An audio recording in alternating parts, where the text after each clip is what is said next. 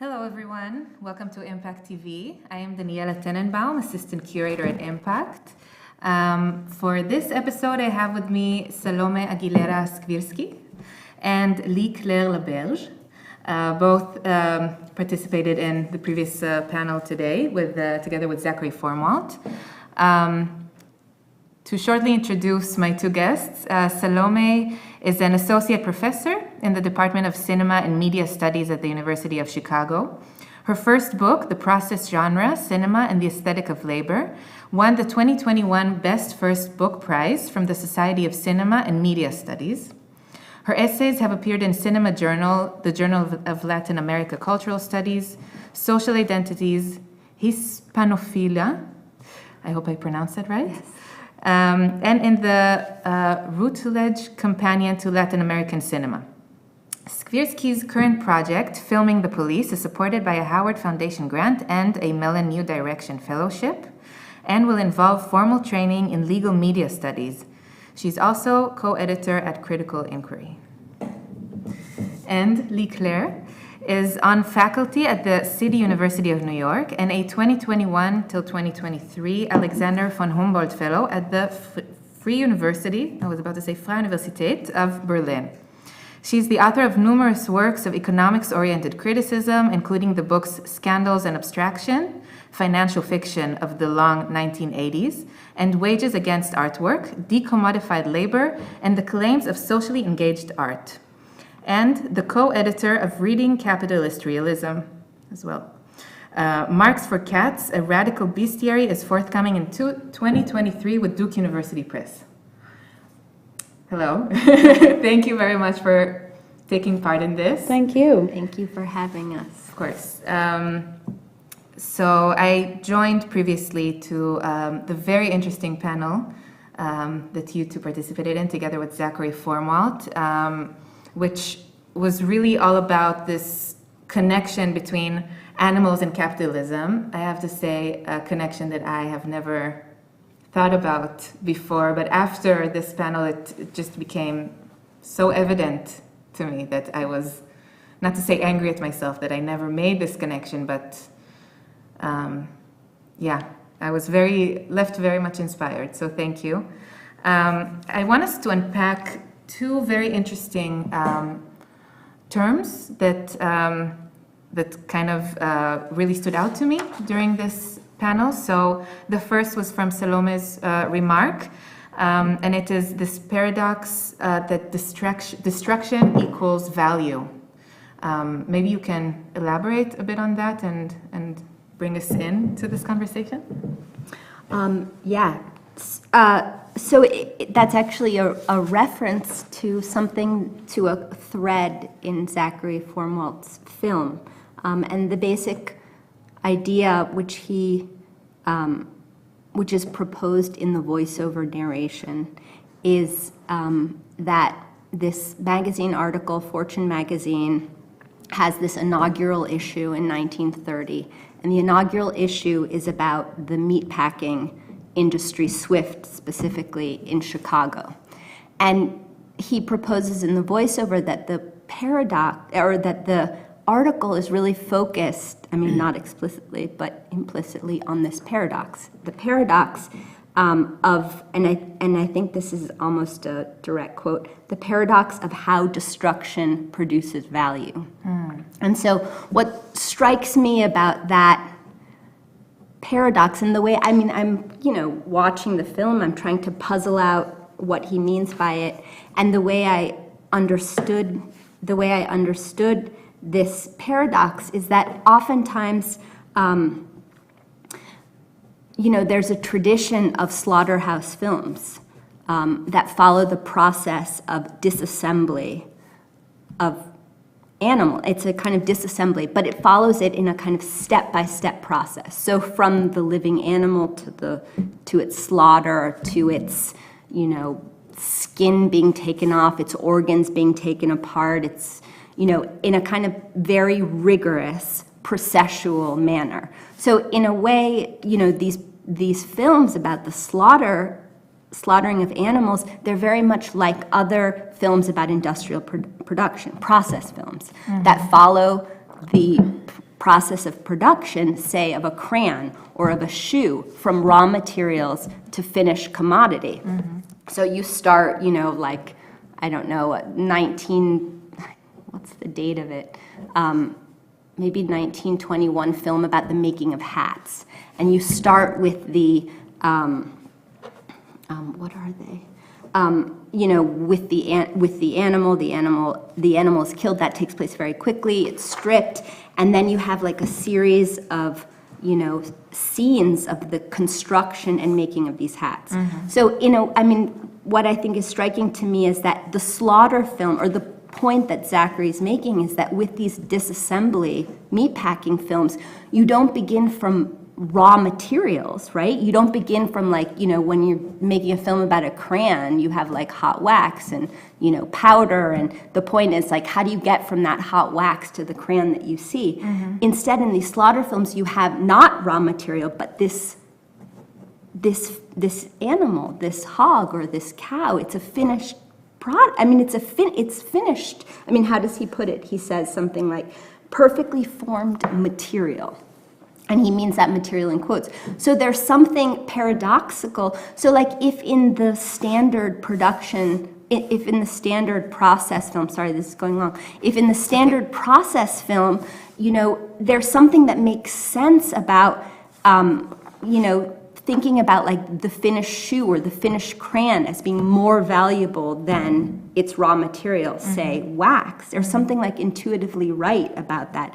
When it comes to the disassembly of this perfectly formed material, the cow, there's something sort of strange about the idea that the value that is congealed in the disassembly of this animal. So there's something sort of counterintuitive, like, how is it that value is created from the disassembly rather than the assembly? And I think for me, that kind of paradox refers to me to a kind of story about, you know, from the history of cinema, about these like production process films. And it really is like a problem for the slaughterhouse film. So like a lot of, you know, more recent, not so recent, but say like Frederick Wiseman's Meat, or say, you know, Gerhalter's Our Daily Bread, or even George Franju's Blood of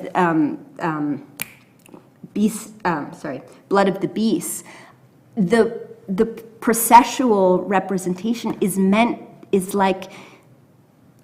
makes visible the depravity and the perversity of this industrial approach to the perfectly formed material.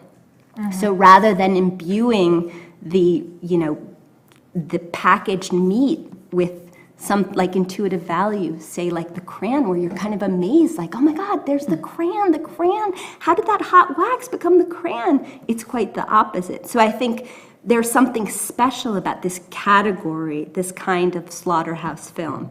And I think he captures that by focusing on the paradox of, how does he put it? The paradox of how destruction produces value rather than the usual construction. Long-winded, sorry. No, it's very interesting. And I think that the use of the verb to produce in this sense, you know, coming after such a word like destruction, it has such a deep capitalist meaning. You know, I mean, to produce it's anyway, or at least in this context, has such a deep capitalist meaning. But dividing these two words and connecting them, well, not dividing, but connecting them, gives it such a somehow twisted, notion. So that's really interesting. Thank you. Can I ask a question in response? So yeah. when you, at the end of your response, you said you compared the crayon to, the image that came to me is like the styrofoam, you know, the store-bought styrofoam saran wrap piece of muscle. Yes, okay. And you said there's something intuitive about this that feels wrong. And it was sort of ineffable. I mean, there was a sort of metaphysical quality to your answer. But what is that? Can you just say a little more?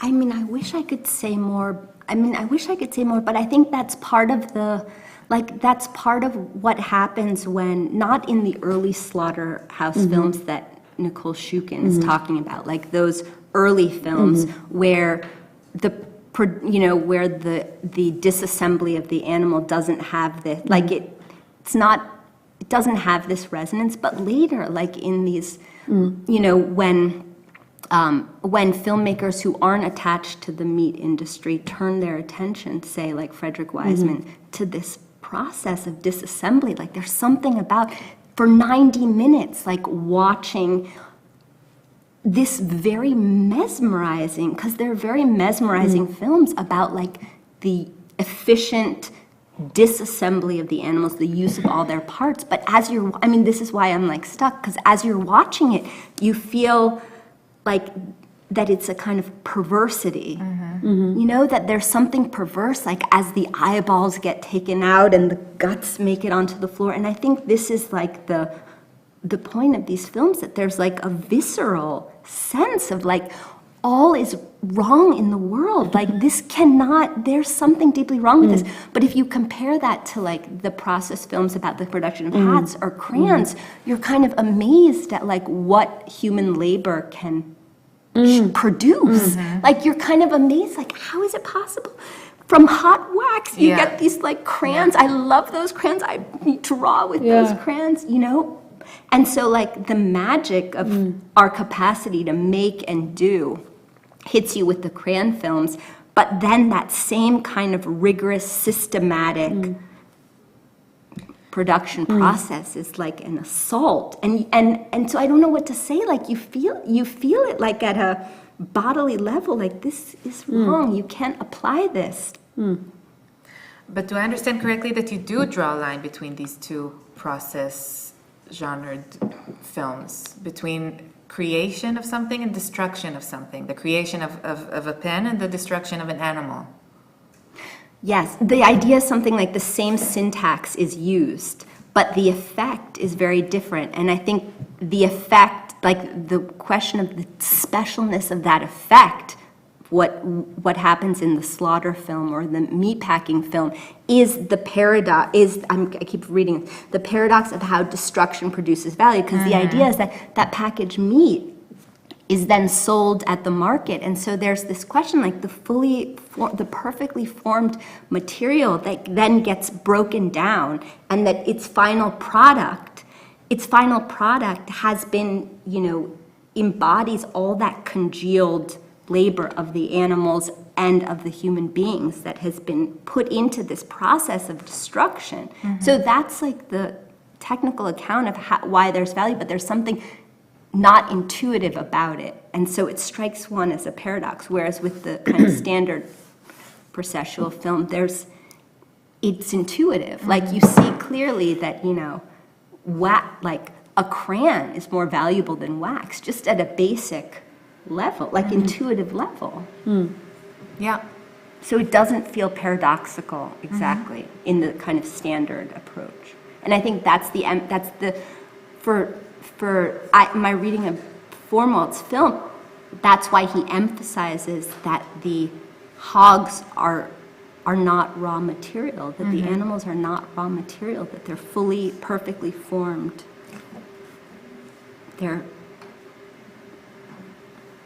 Yeah, thank you. Well, the second term or concept that I want us to unpack is something that you, Leigh-Claire, brought up in your remarks, and that is the infrastructure of American meat, which I didn't know exists until today, and I find fascinating. So can you tell us a bit about this infrastructure? Yeah, I mean, so in my comments, I was trying to sort of draw a very sweeping history, let's say from 1650 until yesterday, just to be, brief about it. But domesticated animals have had a really problematic at the level of class, at the level of race, at the level of American indigeneity, the various First Nations who lived on the North American continent before the European colonization began in the 1700s. And I'll just say, before I give the history to sort of follow from what Salomé said, Marx has this great line in Capital Volume 1 where he's sort of joking. He's a very funny writer, as we all know. And he says, if a commodity could speak, what would it say? And his joke is the table. Like, it's not going to speak. But he sort of makes this joke, and then he ultimately says, well, it would say that our what is valuable to us is not what's inside us, but how we are used and how we circulate in a sort of human social world. And one of the sort of tropes that has come out of this section of Capital Volume 1 on the commodity is this sort of trope of a question of, if you unpack a commodity, if you trace its roots, whether it be the table, your shirt, whatever, the iPhone, whatever you choose, you're going to quickly get to a sort of global web of interconnected capitalist relations. And I think that when I made the comment, the infrastructure of American meat, I was encouraging us to think about that, but not only in a present sense of, like, if you take this iPhone that's sitting here, you're going to get, maybe to the Congo for minerals, you're going to get to petroleum for the plastic, you're going to get all of these places. But if you go back in time with, if you take meat as your object and you go back in time, in addition to looking at a sort of spatial field, you get the sort of expulsion of indigenous peoples from their lands so that domestic animals can graze. You get, that's 17th century, 18th century. You get the development of the railroads along, in the 19th century now, you get the development of the railroads along lines where animals can get to major packaging, shipping, and slaughter centers. So that puts you, Nebraska, I don't know how familiar people are with the geography of the Midwest, because even Americans sometimes aren't that familiar with it. It's big, it's flat, cold, empty. But they all sort of, in the Midwest, congealed in Chicago, and for some time Cincinnati. And both Chicago and Cincinnati were designated at a certain point Porkopolis, or Chicago was called, its own claim to fame was, we are the hog butchers for the world. But what are the sort of relationships that make that possible? And so in the US case, and I think it's probably different in different countries, although I'm pretty confident in saying in Canada it would be quite similar. But, it's a story of anti-Indigenous racism. It's a story of environmental destruction. That's a different kind of destruction. What's the destruction that emits not from the animal, but from the waste? That's still there, 80 years after the fact. What was the destruction to the bodies, the human bodies who worked there? And in the American case, anyway, in our contemporary moment, one of the charges leveled at environmentalists from, conservatives, but not, insane gun-toting conservatives, although them too, but I'm just saying, is they'll come for your meat. They'll take your meat. And so I think, meat signifies a kind of a a sort of white masculinity, and I think it signifies an entitlement to not only the animal's body, which is but other people's lands, other people's lives, other people's labor, other people's environments, and then finally, we didn't get into this so much because in the film he doesn't get into it.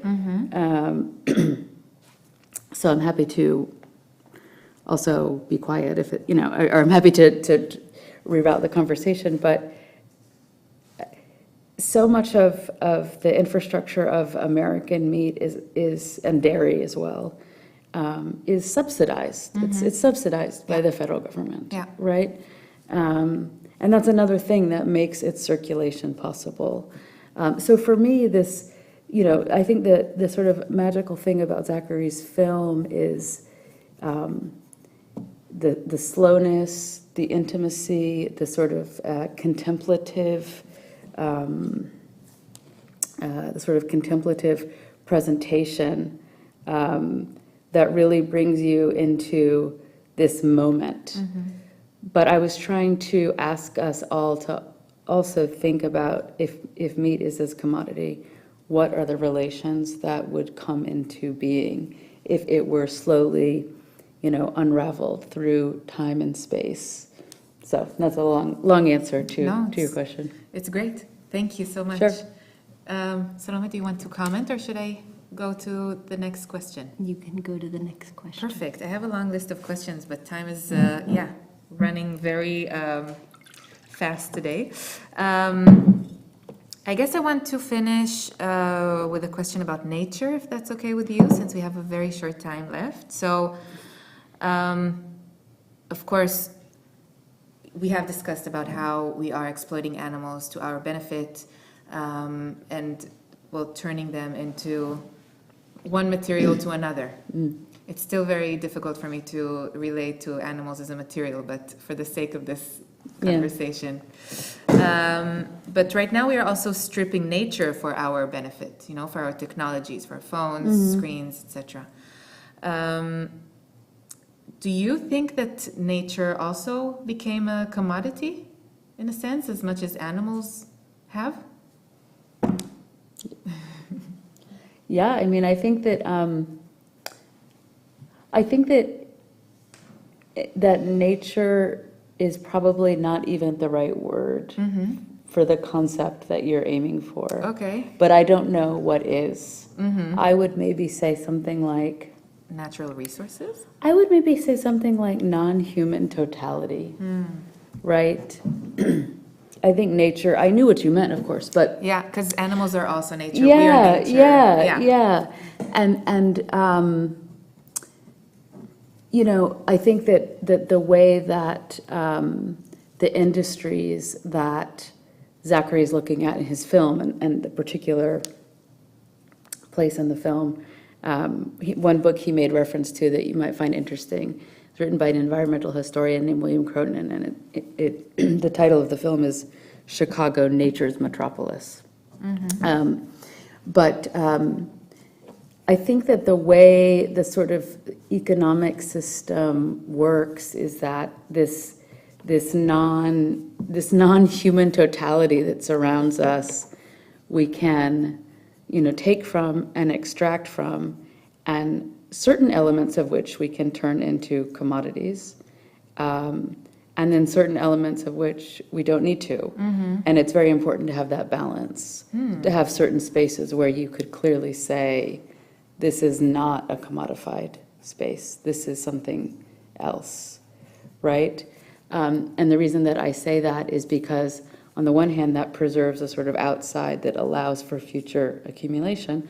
On the other hand, it produces a sort of fantasy of an otherness, of a wilderness, of an otherness, that I would say is very much part and parcel of the same commodified relations that people imagine they're escaping when they go there, So I think there are different sort of levels on which to answer that question. Leigh, could you I want to say we have just one more minute. Oh, my okay. God. So this is just a quick follow-up. So Leigh, but say more about that other, like, say more about that second category, like these other elements that are not commodified and that play a role, that have a kind of function. You said. Sure. You said that they're, yeah. Sure, Okay. so like give an example and how does it? Do I have time for an example? We can also, I mean, I would say an example in the US case in the 19th century would be national parks. So it's sort of like, get the indigenous people off. Yeah. A certain amount of this space is going to be preserved. No one can use, I mean, you can use it to go for a hike or whatever. It's going to be preserved into some future moment. Now what's happening? Drilling and expropriation in national parks. Sorry. But so the drive is the drive to constantly commodify, or even in the present, is there? So sorry, but we have to Okay, go to okay. our next broadcast, but Okay. we can continue this conversation Over dinner, drink. over a glass of yeah, wine. Wonderful, wonderful. Okay. Thank you very much for joining us for this IMPAKT TV episode, and stay with us for the next program. I'm so sorry for cutting you Was that off. 30 minutes? Yes. I can't even believe that.